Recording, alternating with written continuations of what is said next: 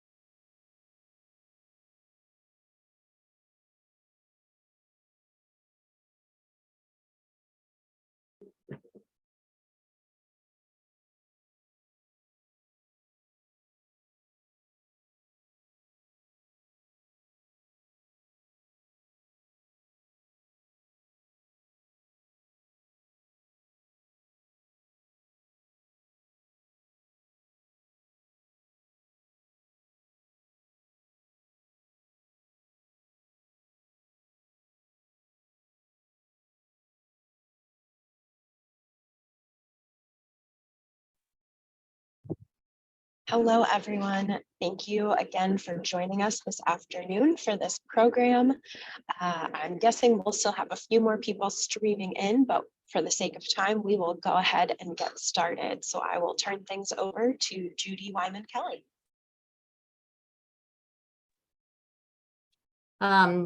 Bonjour, everyone. Hello. I would like to start our event today with the University of Hartford land acknowledgement. We acknowledge that the University of Hartford resides on the historic homelands of the Suxaog, Hoquinik, Wanguk, and Tunxis. We honor, respect, and appreciate the relationship that exists among these communities, nations, lands, and waterways, and aspire to uphold our responsibilities according to their examples. Thank you. Miigwech. So the University of Hartford community is thrilled to welcome James Kaagegaabaw, a descendant of Turtle Mountain, an international speaker and author and creator of the Ojibwe Word of the Day, which you can find on Instagram, Facebook, and TikTok. His mission is to inspire people to live the good life by sharing ancient wisdom to influence modern solutions through an indigenous perspective. You can read more about his important work on this slide right here, and also at his website, which is jamesvukelich.com, which I will put into the chat. So bonjour and miigwech, James.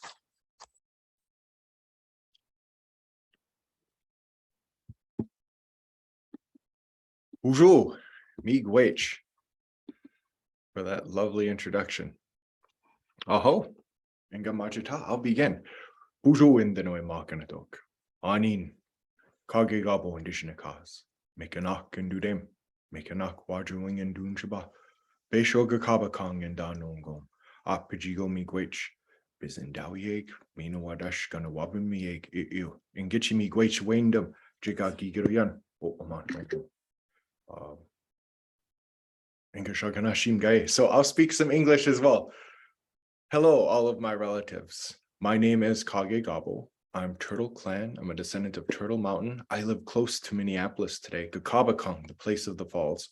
And I am so grateful to have a chance to speak to you all this afternoon. And I wanted to take a moment to thank you all for tuning in and watching and listening to this program called The 7 Generations and the 7 Grandfather Teachings. I also want to take a moment and say Apajigo miigwech to Lisa, Judy, and Jacob for helping with this program this afternoon. I am incredibly grateful for that. And the first part I wanted to speak about to you all is this concept of 7 generations. It is one concept that shows up internationally in Indian country. For example, It is said that the Lakota warrior and holy man, He Hakasapa, you'll have to forgive my Dakota, Lakota, Nakota, it's poor at best. Black Elk, he spoke of a time after that terrible battle at Wounded Knee that it would take his people, the Lakota, a period of 7 generations to make the hoop of life whole again with Wasicha, with the Americans. For him, this was a unit of time. In high school, I heard of the great peacemaker, Deganawida, the Haudenosaunee, the Iroquois peacemaker. And when he brought the great laws of peace to his people, he told them that in every one of your decisions, in every one of your deliberations, you are going to have to think 7 generations into the future. And the first time I heard that, I found that very profound, yet a little confounding. How do we do that?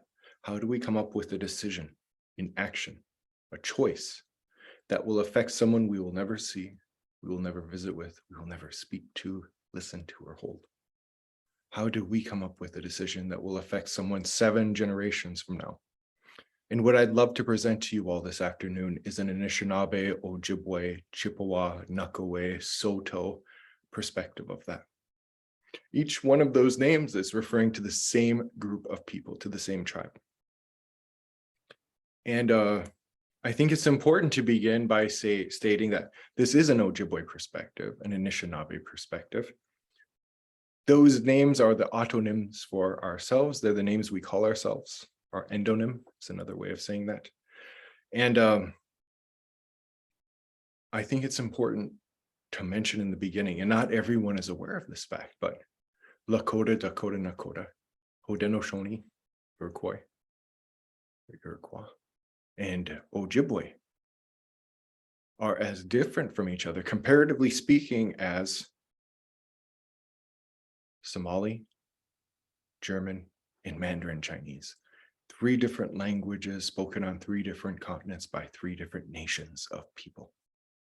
And whereas we may share some physical, cultural, and spiritual characteristics, each nation has been given its own gift, its own language, its own culture, its own spiritual tradition.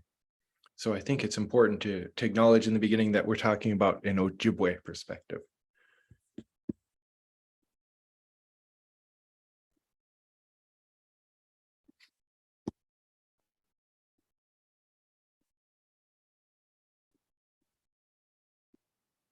And if you don't mind, as we are beginning, before I go to the next slide, can everyone see the 7 generations and the 7 grandfather teachings?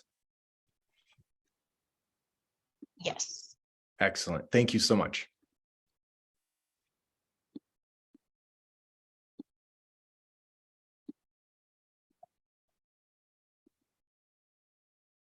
Well, here's our first generation. You know, this was once a petroglyph. It comes from the word petro, stone, and glyph, to write. Later, you may be moved to a wigwasabak, a birch bark scroll, and today we're using Keynote over Zoom. So the technology, the media has changed, but the message is still the same. And what we have here is our first generation. Nin, that's I, me, myself. Our next generation is Nus, my father, and Ninga, my mother. Here's Nimishomis, my grandfather, and Nokomis, my grandmother. And our next generation is my great-grandparent, and Donako Bichigan, my great-grandfather, my great-grandmother. This can also mean my ancestor, but it doesn't just mean my great-grandparent. It has in it a morpheme, and that's the smallest part of a word that carries meaning. It's as technical and scientific as we will get with it in this conversation, in this talk this afternoon. But if we look at where Unik shows up in different words, we get a better understanding of what it really means when we observe it in different environments. See what different meanings it can have. Here's one, Anekinutage, Anekinutage. And I've had an opportunity already this afternoon to do this a couple of times. It's to translate. It's to say a word in one language and then repeat that in the target language of your audience. Here we have Aneke Ogamakwe, And this could mean a vice president, a vice chief, a vice superintendent, a lieutenant governor. It's someone who fulfills it, who takes the place of the leader. The current leader can no longer fulfill that position. And so when we have a "que" suffix at the end of it, we're denoting a woman. So, in Minnesota, I have the opportunity to use that for Lieutenant Governor Flanagan, who is the first Native American woman to hold that position as Lieutenant Governor, or Vice President Harris. Anake Okamakwe. Anakegama. And there's a number of these where I grew up in north central Minnesota. Chains of lakes, bodies of water that are interconnected, that are interlinked. And then Anakopidun. I don't know if we have any quilters, sewers, bead workers online today, but if you've run out of thread and you tie another piece of thread to that other, you interconnect them, you interlink them. Those two become one. So when I asked a fluent first language speaker what that word meant to him, Anakobitchigan, he looked at me and he knew I had a Western education and a Western background. He thought about it pensively for a moment and said, "It's a lot like a bike chain." For him, this example would be my great-grandparents, my grandparents, my parents, and myself. We're interlinked. We're interconnected. So that word in Danako-Bichigan, it can have a couple of different meanings. It can mean my great-grandparents. It can mean my ancestor. But I think if we were to spiritually translate that word, it would mean that being I am inextricably interconnected to. That being I am inextricably linked to. And in the Ojibwe language, it's also our word for my great-grandchild. We use the same term for one another. I am inextricably interconnected to you. So if we look at a petroglyph like this holistically, if it works going up, it should work going down. Here's Nin. Again, that's I, me, myself. And Gosis is my son. And Donis is my daughter. Nujis, my grandchild, my grandson, or my granddaughter. And then, of course, our next generation is Indanakopitchigan. And they refer to me as Indanakopitchigan, my great-grandparent, my great-grandchild. So if we look at that word logically, it implies, the very moment you say it, 7 generations. 7 generations that are punctuated intergenerationally by this concept of I am inextricably interconnected to you. I am inextricably linked to you. And whatever is going to affect me is going to affect you.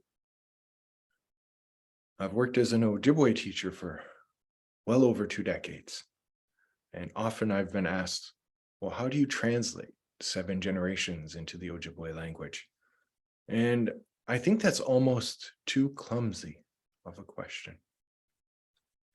The language with one relative term seems to handle that concept that's so vast, that's so big, with one word,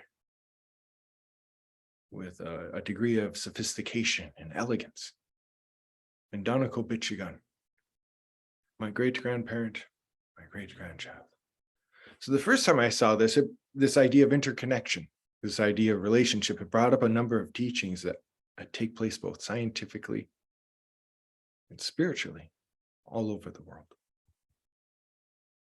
One of the spiritual teachings it made me think of immediately was this word. You may not recognize it in Sanskrit, but you'll probably recognize it when it's retransliterated into the Roman orthography, karma. Sometimes this will be misinterpreted as like the law of cause and effect. Really, the root of this word is kri, which is an action, your deeds.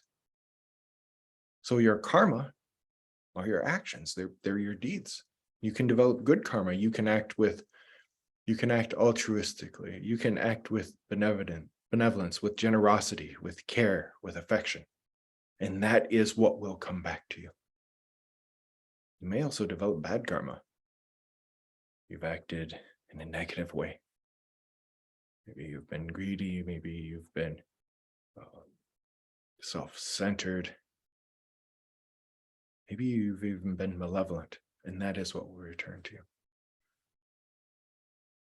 This idea of karma shows up in a number of Eastern Asian religions.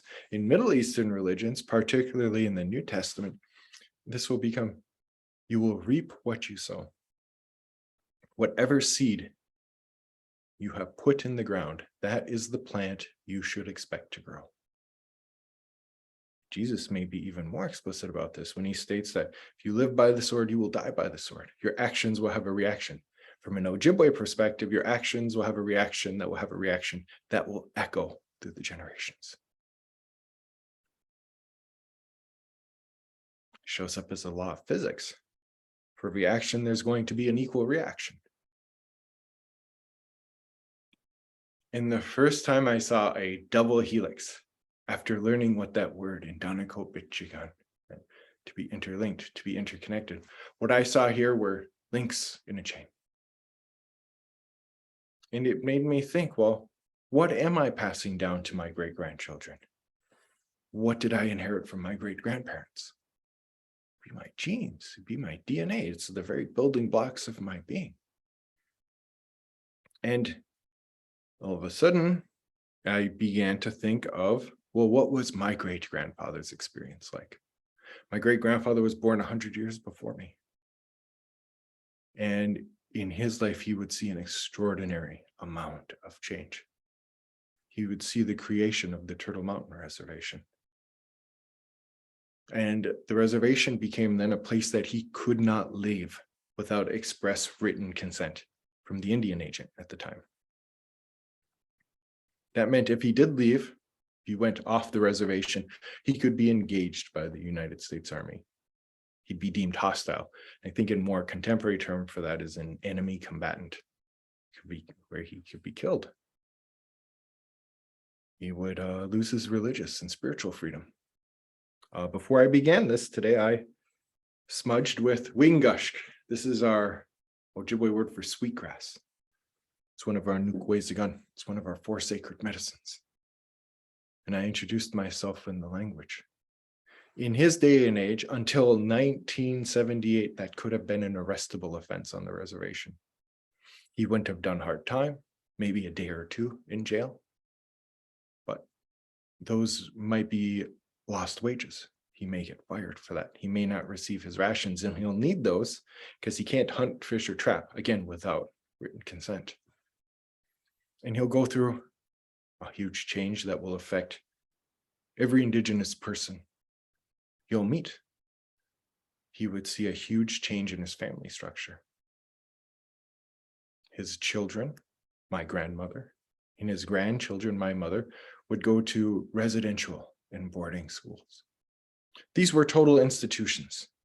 In a total institution, it's a sociological term. It's a place where the clothes you wear, the food you eat, when you go to the bathroom, the books you read, when you line up, when you go outside, where you sit, how you pray, the language you speak, are all determined for you by the institution.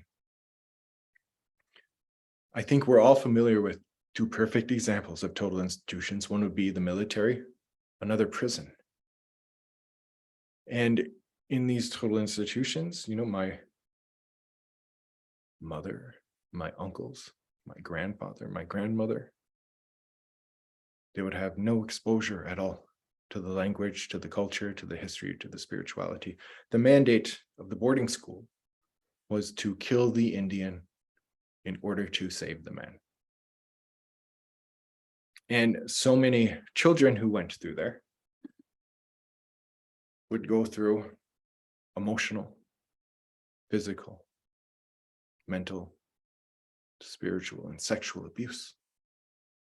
And as we're reading reports from Canada, and in time when they begin doing searches here in the United States, they'll find thousands and thousands of children who did not survive the residential school experience, the boarding school experience. I know the number in Canada is well over 10,000 now, and it will be similar here in the United States when they begin looking. And so the idea is that people going through something so traumatic at such a young age may pass this on to the generations who are coming. It may even encode it in our DNA epigenetically. And for me, when I look at our community today, we have a number of people who are suffering from the opiate epidemic, as well as methamphetamine. People who are maybe engaging in unsafe sexual practices, maybe gambling, maybe internet addiction, maybe chronic overspending. And the idea is that they may be dealing with someone's pain that is not their own. And I say this because the moment you realize you may be feeling your parents' pain, your grandparents' pain, your great-grandparents' suffering, that moment can be a catalyst for healing. That moment can be the time when you say, I will not pass this to the generations who are coming. And I think it's important to note at this time that we did not just inherit trauma. That today at the University of Hartford, I have an opportunity to share with you some words that are literally thousands upon thousands of years old. That despite that systematic effort to destroy the language, the culture, the history, the spirituality, endured. After yet another pandemic, here we are. Shows me that we've also inherited a great deal of strength, resilience, fortitude, courage, and bravery. And that those are what I would like to pass down to the generations that are coming. So the moment I really understood this, and Donna Kobichigan, this idea of 7 generations, I got very excited because I had heard of 7 generations ever since, even before my first Ojibwe class. And it made sense. All of a sudden, it clicked when it was in the language. And I recall speaking to an elder who told me that when he was growing up, the Gate Anishinaabeg, the old-time Indians, was his translation for that. People who had been born in lodges, in Waginnogan, Wigwam, in birch bark lodges, who lived on trap lines, that when they became elders, they would try to avoid using this word neen, or I, me, myself. Now it serves a perfectly logical, linguistic place and purpose in the language. You're differentiating yourself from someone else, from you, from them, from us inclusively, us exclusively. And when I translated that word neen into Latin, I was very surprised. You'll probably recognize it right away. It's ego.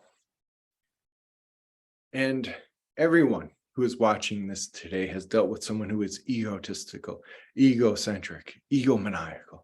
Someone who is looking out for number one. How can I become more attractive, more accomplished, more educated, more cultured, more wealthy than you? I am looking out for number one. I am thinking exclusively about myself. And what I think these elders were trying to point out here is that this idea of ego in the language, it doesn't really exist.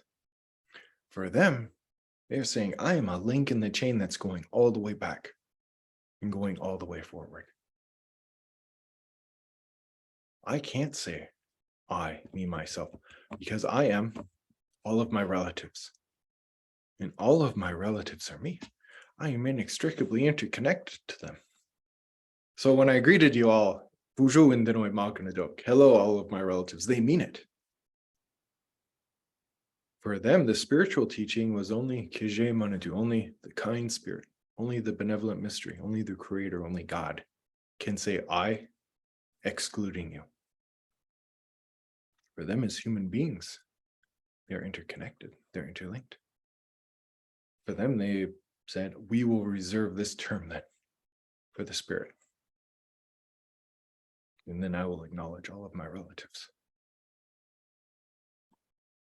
So it clicked. It made sense. In that there was this feeling of glee and joy, but that was short-lived because all of a sudden it was almost anxiety. It was the birth of responsibility for me. Because I now had spiritual and scientific proof that every single thing I do, and not just me, if you are watching this today, every single thing that we do is going to affect someone that we will never speak to, that we will never see, that we will never visit with, listen to, or hold. Every single thing we do is going to affect someone coming 7 generations from now. So my question was no longer why. That question of existential teenage angst. Why was I born? Why am I here? Why am I alive? We're here because we're related. They always knew we would be here in 2022. It was no longer why, it became how. How do I live in a way that brings peace and balance to all of my relatives? How do I live without conflict with them or my environment or my ecosystem? How do I lead a life without contradiction where I'm saying one thing and then doing another? How do I lead a holistic life, a holy life, if you will? And our ancestors left us a way to do that. They called it Mino-bimaadiziwin, the good life, a life of peace, a life of balance. And it's actually a verb, Mino-bimaadizi. He or she lives well. He or she has good health, which is the natural consequence of living well. And they also left us a way to do this that they called the Gitchi-debak-konegewanan. Some people called it the Kaagegaabaw. And that word in it, it has Gitchi, which is great. Dib is to measure, to speak about, and akon is with a would-like article in the hand. Nowadays, a debak-konegewikwe or a debak-konegewinini is a judge. What they're speaking about, what they're measuring, it's a ruling, it's a sentence. And the akon is a would-like article in the hand. But if we look at a pre-contact definition of what that word means, we see that they're talking about the okij, the pipe stem from the obwagan, the sacred pipe, maybe one of our most holy and spiritual gifts, an implement, a relative that we were given to look after, to give thanks, to ask for help, to pray, to make relationships with other nations. That word, Gitchi-debak-konegewan, it implies that this is something that has been meditated upon and mediated with our sacred pipe, with the 4 sacred medicines: tobacco, asema, wingashk, sweetgrass, bashkode jibik, or mashkode washk, depending on your dialect, sage, and gijik, cedar. So I think with that context, if we were to translate this word, it would mean the great law, the sacred law. We also call this the 7 grandfather teachings. And the first one I'd love to look at with you all is descendent, humility. Now, to get a better understanding of what some of these words meant, I began observing the language and the culture and the spirituality.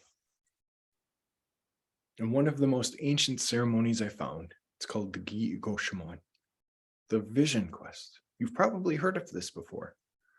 And I found an account that was written down completely in Ojibwe around 1904, may have been 1903, by the anthropologist William Jones, who was the first Native American, the first indigenous American to receive a PhD in anthropology he got that at Columbia University. He was a Meskwaki speaker, a Sac and Fox speaker, but he had learned Ojibwe. Ojibwe is a sister language to the Meskwaki tongue. And so he wrote this down from Kaagegaabaw, the late Chief John Benassi at Fort William First Nation. It's a First Nation in Thunder Bay. And Benassi recalled being woken up, and this must have been in the 1830s or 1840s. As a young boy, he was woken up by his father in the lodge in the Wampanoag. And his father had 2 birch bark dishes. Give you an example. Maybe something like this. This is one I keep my tobacco and medicines in. One of them had meejum, food in it. Venison, berries, andaman corn, anoman wild rice. And the other had a kaakegaabaw, charcoal. So this boy knows he is being presented a choice. There's an incredibly important teaching here. It totally reminds me of Morpheus and Neo. Neo being offered the red pill or the blue pill. He has to make the choice. He has to make the decision. And the teaching there for me was no one can do it for you, and no one can make you have a spiritual experience. You have to choose to do it on your own volition. So if he chooses breakfast that morning, he'll be fed. But he chose the kaakegaabaw, he chose the charcoal.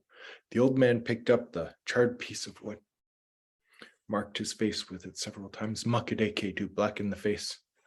And for the next 4 days and 3 nights, this child was in isolation. He was on top of a mountain, and he went without food and water for the entire duration of that time. And I don't know if you've ever had to fast for either medical or spiritual reasons, but I think everything past day 1 without water gets very uncomfortable. In fact, I promised myself if I could drink, I would. Every drop becomes important. And as the sun is going down, at the end of that first day of fasting, I wonder what this boy is thinking. It's beginning to get cold. He's alone. It's dark. He has soot all over his face. He must be hungry and thirsty already. And I bet he's asking himself, where would I go right now if I were to get food? How would I get clothing? Make a shelter, make a fire. Where would I get water right now? He's learning another very important teaching in real time. What happens to a human being without food, water, clothing, or shelter? You will die. You will die. You will perish. No human being can survive without those basic core human needs being met. So for the rest of his life, if he sees someone without those basic needs being met, he will feel a real and genuine empathy for them. It'll be authentic. I too have faced cold, hunger, thirst, and loneliness. And if I can, I will alleviate those. And in November, when we celebrate Thanksgiving, if you've ever asked yourself, why did the Anishinaabeg, why did the indigenous people, why did the human beings help those people who would ultimately end up colonizing and settling Mikanako-Minnesing, Turtle Island, our traditional name for the United States and Canada? It was because it was embedded in their spirituality. It was embedded in their ceremony. If you see someone without, you should help them. And so right now, I bet he's asking, well, where do I get my food? Where do I get my water, my clothing, my shelter? And if you're in the 1830s and you're an Anishinaabe person, you are most likely getting these from the land, the Aki.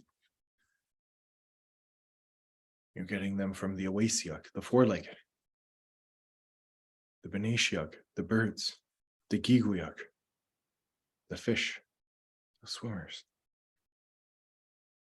They're coming from the mushkaki, the medicines, the plants that grow. I love that word for medicine in Ojibwe. It has in it mushkao, which is strong, and aki, the earth.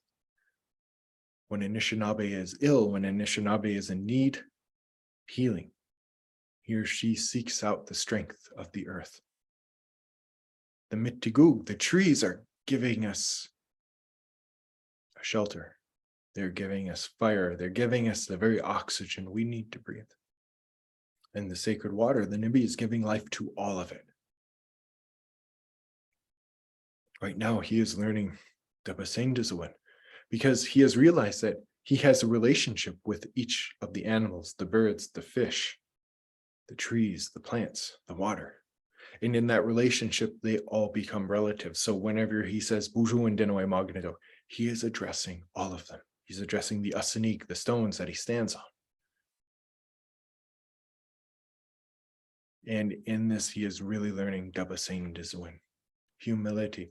And when we look at what that word means, it has dabas, lo, ain, to think, and dizo, of oneself. I think lowly of myself. And I know in a standard North American English, that sounds like low self-esteem, but what he is saying is, I am not more important than the relatives that give me life.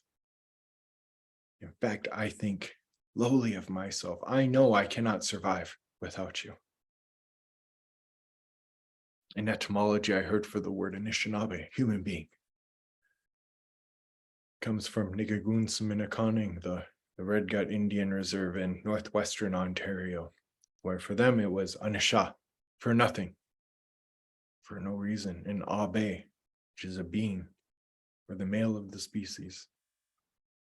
For them, Anishinaabe is the one who is nothing without the creator, the one who is nothing without his or her relatives. In the Lake of the Woods area in Onegaming, it is the one who is humble before the creator. He is learning descendent. He is saying, I do not exalt myself above my relatives. In fact, I think of myself as being less than. I cannot survive without them. I am them, and they are me. And out of that comes Manajijiwin, respect. And really that word Manaji, it means to go easy on, to use sparingly. The moment he realizes that he has to hunt, he has to harvest the Wawashkeshi, the deer, moose, the moose, Wamashkuz, the elk, Mashkore Bijiki, the buffalo, when he has to hunt, when he has to fish, when he has to trap, when he harvests the plants for their roots in order to heal himself, he realizes that those beings will no longer live. In order for him to survive, in order for him to be clothed, to be fed. When I stated earlier that Mikanak Wajawing in Dunjabam, a descendant of Turtle Mountain, we were a buffalo people. And the buffalo took very good care of us. They fed us, they clothed us, they sheltered us. They gave us a myriad of tools with their bones. And we went easy on them. We took only what we needed, enough to feed ourselves, to clothe ourselves, to shelter ourselves, and then we left the rest behind. And in this word, it's reciprocal.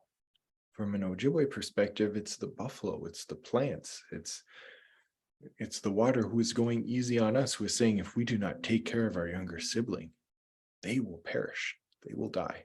We will go easy on them. For me, respect is to acknowledge the sanctity, acknowledge the sacredness of your relatives' lives.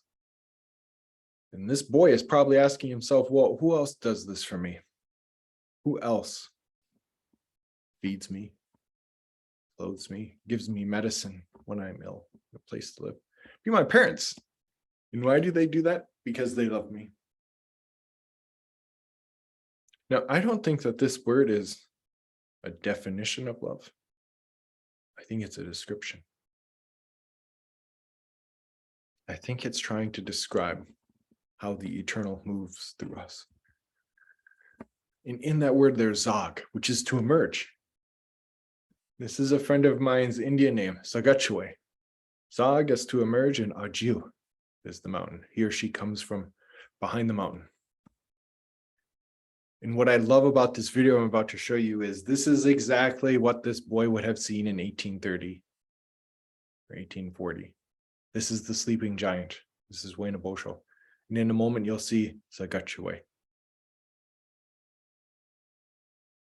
Now, the person coming from behind the mountain, it's Kimishomasanan, it's our grandfather. It's the sun. And when the sun rises in the morning, who does the sun shine on? Everyone and everything. What we are seeing is, what does the unconditional love of the creator, of Kije Manadu, of the kind spirit, the benevolent mystery look like? And it has to be something like this, something for everyone and everything. Something that goes beyond our definitions, our descriptions of love. We can see it as an example. In our dialect of Ojibwe, we call May, the month of May, the Zagibagagizis.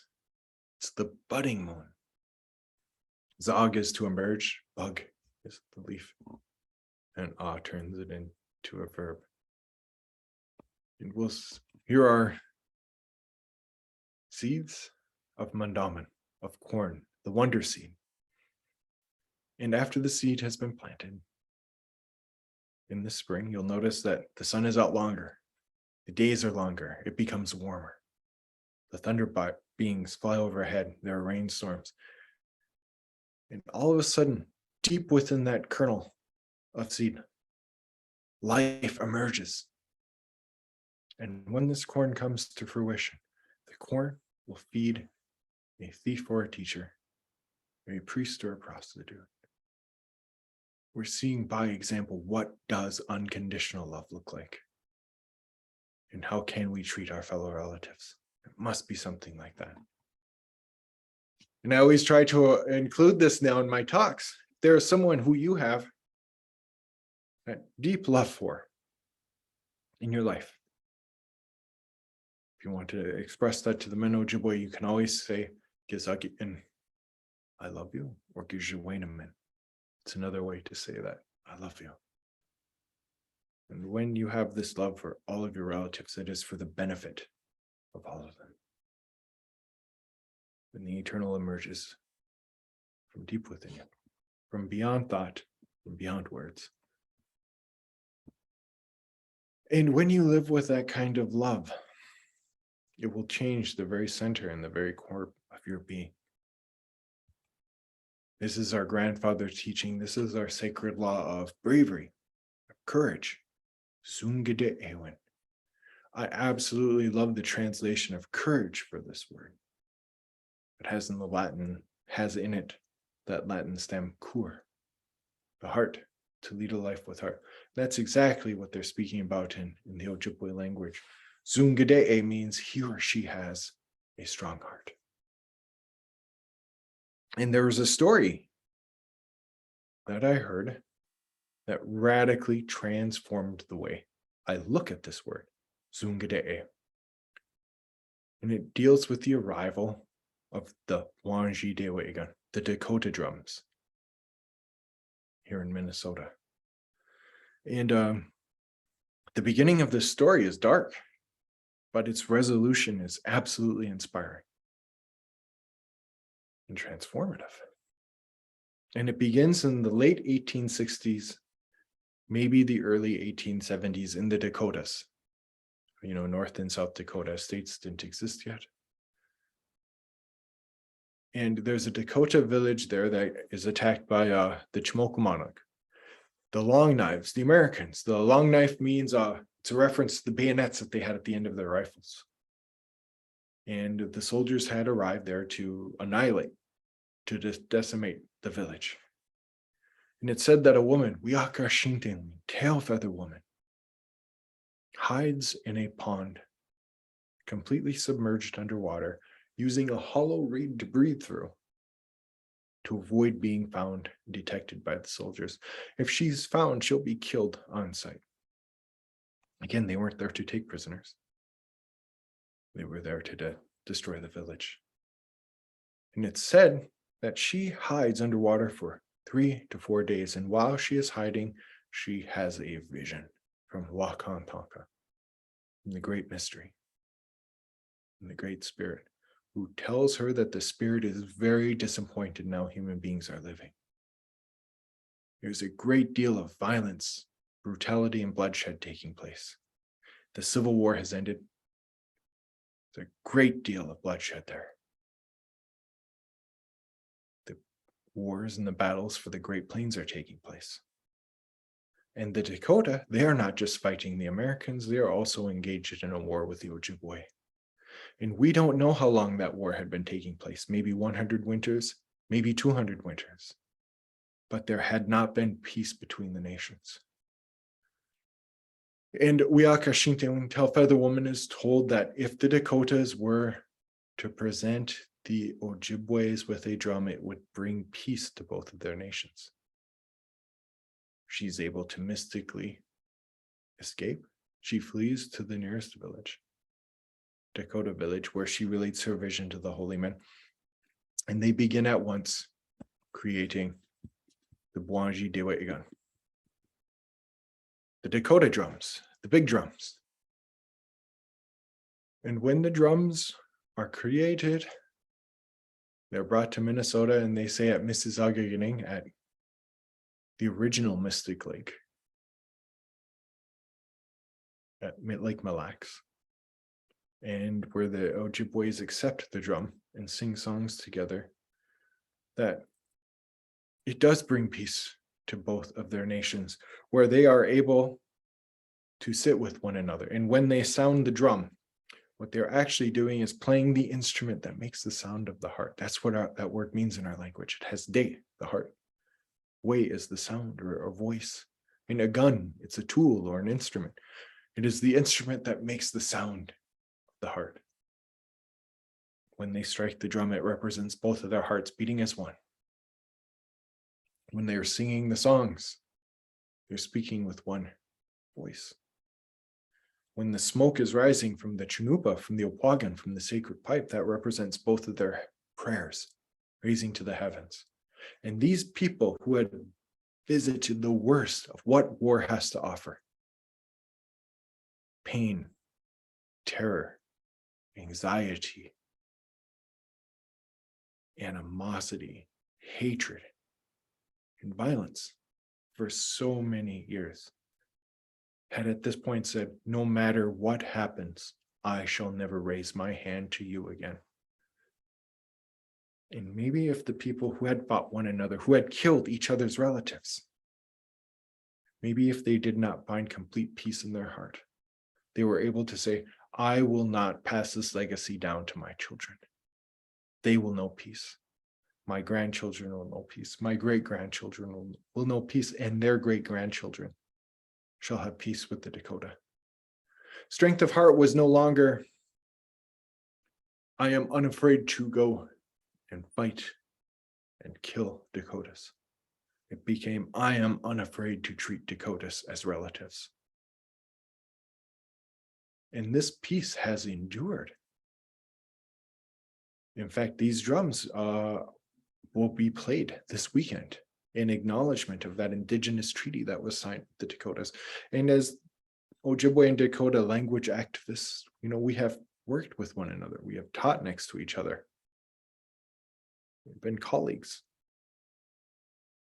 So for me, in a day and age where reconciliation is often looked at as with cynicism, maybe even mentioned sarcastically, I see here an example of how reconciliation can truly work.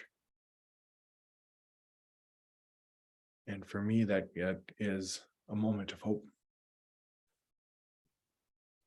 And when you have that kind of strong heart, it changes the very way you speak and the very way you lead your life. Our word for truth, Debwewan.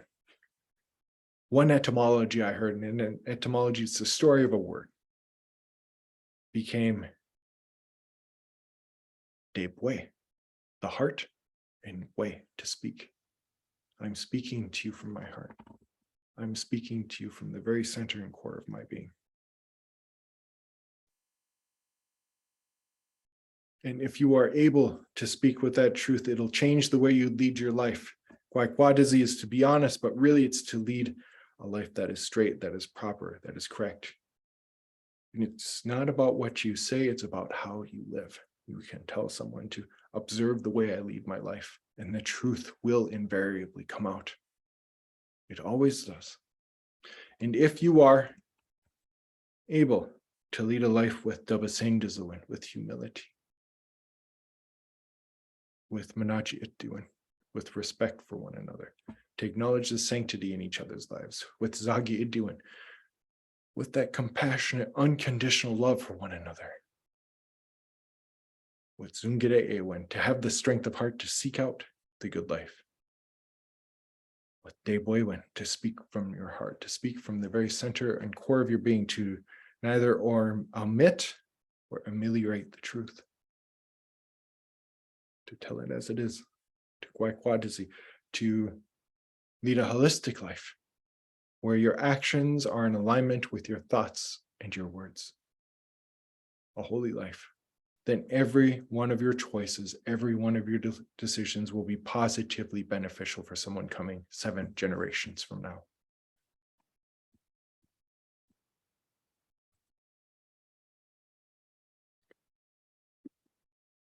And in that, you will have an opportunity to not just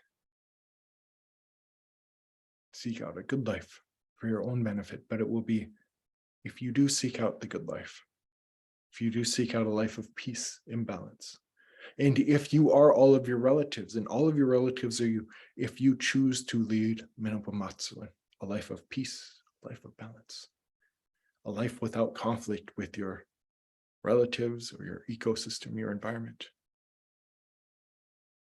a holistic life, a life without contradiction, where you're saying one thing and then doing another, a holistic life, a holy life,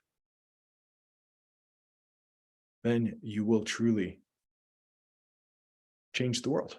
Because if you are all of your relatives and all of your relatives are you, if you choose to radically change yourself.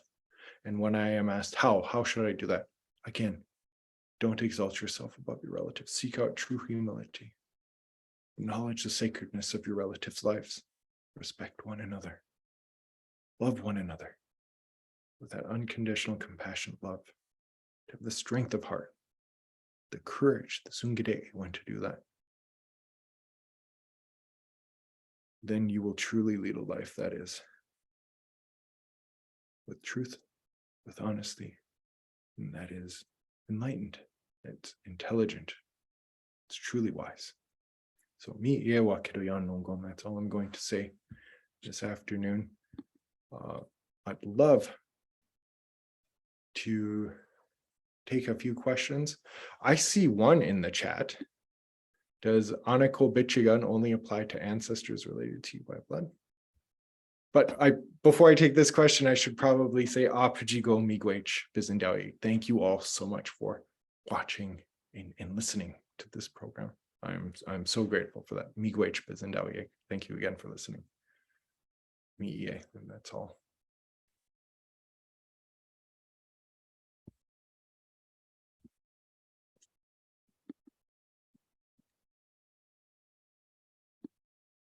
And I'll take this first question here. Does Anishinaabeg only apply to ancestors related to you by blood? And no, it doesn't.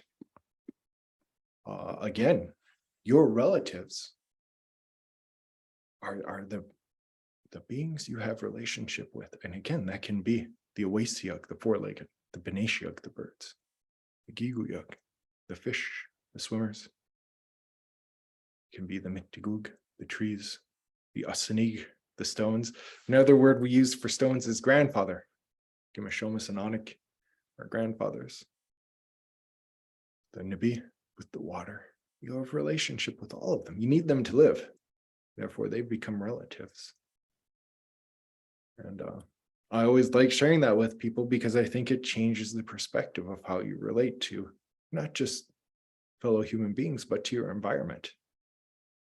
The moment they become relatives, it's easy. It's easy to treat them with respect, to treat them with humility, and to have the bravery to do this.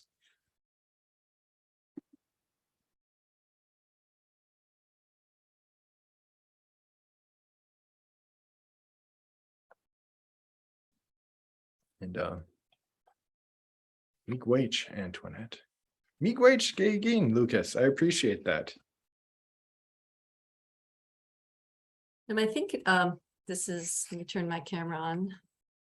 Thank you so much for that. Really thoughtful and giving us a lot to mull over. And I think Jacob, are you there?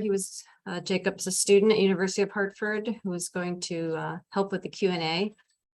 But we may have lost him temporarily. Well, here we go, Jacob. So did you want to welcome Jacob, introducing you to everybody? And I will step back and you can help facilitate Q&A. Well, howdy, I'm Jacob. I am a business analytic managerial economics. It's my senior year. I myself, I'm Seneca, part of the Haudenosaunee, up in upstate New York, and I actually live in Minnesota as well as James, and got to introduce myself and have a good conversation with them yesterday. And so today I'll be moderating the questions for this session this afternoon, and directing towards the Q&A at the bottom of the screen. You can put in questions through there and I'll read them off for you. So one thing we got another is, are there any other sayings or words you live by, if you don't mind sharing?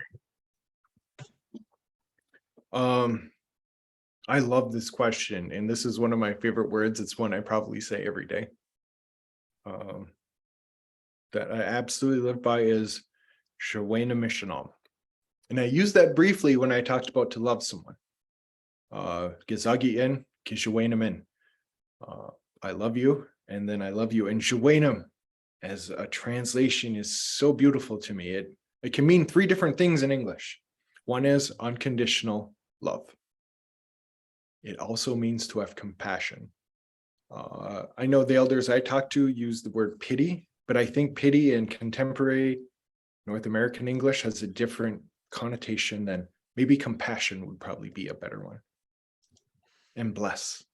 I bless someone. So, and when we use that for Ishanam, Shawena Mishanam, we're saying for all of us. You'd rarely pray for yourself, traditional Ojibwe spirituality. Whatever will be good for my relatives will be good for me, and vice versa. So Shawena Mishanam is asking whatever is mysterious, whatever the spirit is, to please love all of us unconditionally. Please have compassion for all of us as human beings, and please bless all of us. And, as I'll say that in my prayers, Shawena Mishanam, but I also say it to my son every day when I drop him off at school. Gijawena Gigawabmin, I love you, and I'll see you later, because we don't really have a word for goodbye in Ojibwe. It has to be I'll see you later. So thank you so much for that question. Any chance I have to talk about that word, it's very. Another question would be, you mentioned that some of the words change based on the gender of who they are referring to. How does the language include two-spirited individuals? It actually handles it really well. In Ojibwe, our gender, it's not masculine, feminine, like you'll find in Indo-European languages. It's actually animate, inanimate. So our pronoun for him or her, it's ween. And it actually does not differentiate between him or her. So if I said bimose, it can mean she or he is walking. I would have to say bimose al ikwe, that woman is walking. Bimose al guiwizains, that boy is walking. I would have to add that. But if in the Ojibwe language, if you say just that, or if you say ween, it is him or her. And so, I was just discussing this with my wife last night on a TikTok someone had made. Our word for transgendered person. And it's different from male to female, but would be a gokwe. It's very similar to the word ikwe for woman, but this was a man who had taken on women's roles, which was how gender was basically defined, in traditional times, pre-colonization, pre-reservation period. And so, yeah, when you were referring to a gokwe, it would still be ween, in the language. So you're using the same one. It was more like, well, what roles were they doing? But here was the cool one. When they translated it into English, he used she rather than him or her to describe the Igokwe. So it's that was an interesting one. And this is from like the 1790s, turn of the century into the early 1800s, like 1802, 1803. So it was a fascinating perspective on how different cultures, deal with different roles in society. It was a great question. Vukelich Kaagegaabaw. Thanks for asking that. We got another one that came in and said, could you speak about your ancestral language learning journey? What advice can you give to those of us who are just beginning to learn the language of our ancestors? Oh, that's so good. And in my other keynotes, it's one I have a chance to talk about a little more. I didn't hear the Ojibwe language until I was a 25-year-old man. I was going to be a French teacher. I moved to Quebec. I studied at the University de Quebec à Trois-Rivières. I did French immersion there for a year, and I came back to the United States to finish my degree and to teach French. And when I went back to school, I saw Ojibwe was being offered. And at this time in my life, I had studied French, Italian, even some Latin in middle school, but I had never heard the Ojibwe language. And I recall going to that class and hearing the most exciting story about myself I had never been told. Pre-K through university, I had never heard these words. And despite having moved to another country to learn another language, I went all in Ojibwe, and it was the most exciting and intellectually stimulating and philosophical and spiritual journey I'd ever gone on in my life. And at that time, anytime I could, I would study the language. And when I spoke about boarding schools, that's the very real reason why I did not hear those languages. I did not hold that against my parents. I didn't hold that against my grandparents. That was their experience too. And so when we talk about intergenerational trauma and intergenerational loss, that's one of them. So many people who were literally beaten for using their language at school, who went through not immersion, but submersion education. And so, what I try to share with people on their journey is, one, I'll maybe make a few points here.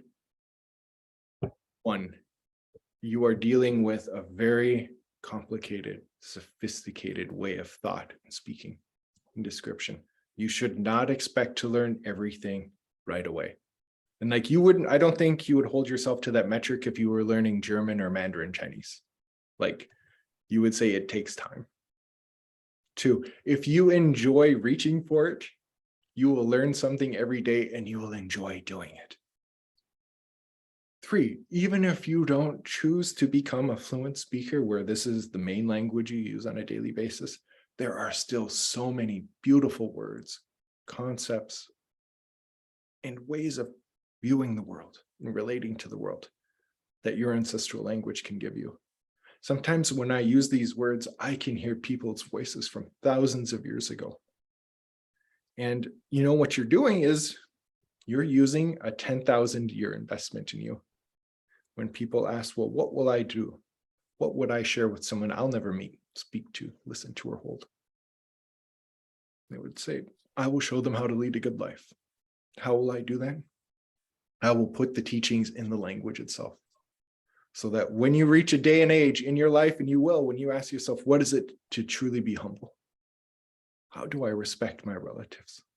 What does it mean to really love someone? When I'm seeking out courage and bravery in my life, what does that mean? They have left examples for us to do that, and it's in the language. What I don't think they could have seen was, the legacy of the boarding school, the residential school system when people weren't using the language. So I highly suggest, even if it's a few words, to go out and seek it out. And I wish the best of luck to you as well. I think you'll really love it. I know I have absolutely been enthralled by my journey.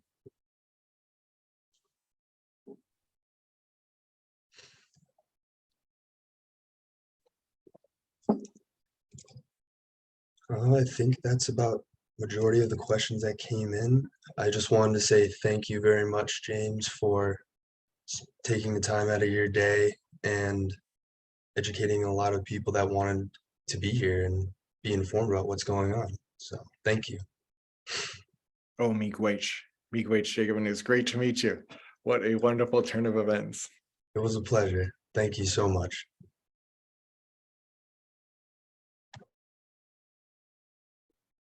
Thank you all so much for joining us today. All right, there we go. My name is Lisa Cote, and I'm the Assistant Director of Diversity, Equity, and Inclusion in the Office of Diversity, Equity, and Community Engagement. And I just wanted to take a moment on behalf of our office, as well as the University Interdisciplinary Studies program, to say thank you to James for sharing such beautiful teachings and a wonderful understanding of the interconnectedness across generations. This was incredible. So thank you so much. And thank you to Jacob and Judy for your roles in this program. And I have to say that it was awesome to get to watch James and Jacob realize how close their families lived to each other yesterday. So that's been a beautiful connection to watch. And thank you to everyone who joined us today. We will be sending out an email shortly with this link, but if you have your phone and would like to scan this QR code now, we just have a brief survey to ask for your feedback on today's program. We really appreciate everyone carving time out of their day. We know November is chaos, but thank you for joining us for this Native American Heritage Month program. If you have any questions, comments, or suggestions for the Office of Diversity, Equity, and Community Engagement, you can reach out to myself or Christine Grant, who is the Assistant Vice President for Diversity, Equity, and Community Engagement. And if you have any questions or want to get in touch with the University Interdisciplinary Studies program, you can reach out to Kat Owens, Tatum Krause, Judy Wyman-Kelly, and or Sally Henowitz.